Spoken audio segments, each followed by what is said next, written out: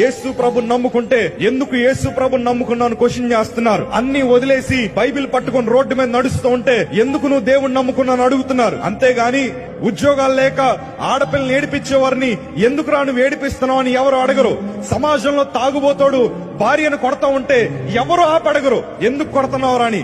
సమాజంలో ఇలాంటి వారిని ఎవ్వరూ పట్టించుకోరు. గాని బ్రతుకుని మార్చుకుని మంచిగా బ్రతకాలని బైబిల్ పట్టుకున్నావని మాత్రమే అడుగుతారు. యేసు ప్రభుని ఎందుకు నమ్ముకున్నావని. అయ్యా మీ ఇంట్లో అన్ని సమృద్ధిగా ఉన్నాయా అని ఎవరు అడగరు. అయ్యా మీ ఆరోగ్యం బాగుందా అని ఎవరు అడగరు. అయ్యా మీరు అప్పులు సమస్యలు ఉన్నారు కదా ఒక 50,000 ఇస్తానని ఎవరు అడగరు. గాని సడన్ గా మనం యేసు ప్రభుని నమ్ముకుంటే ఎప్పుడు పోయావు ఆ మతంలో అని అడుగుతారు, ఎప్పుడు వెళ్ళిపోయావు అందులో అని అడుగుతారు. నేను ఒక మాట చెప్తాను, యేసయ్యే గనక మా బ్రతుకుల్లోకి రాకపోతే సమాజానికి చీడపురుగ్గా ఉండే మేము, సమాజానికి అసహ్యంగా బ్రతికే మేము, సమాజానికి ఎందుకు పనికిరాని మమ్మల్ని మార్చగలిగిన ఏకైక దేవుడు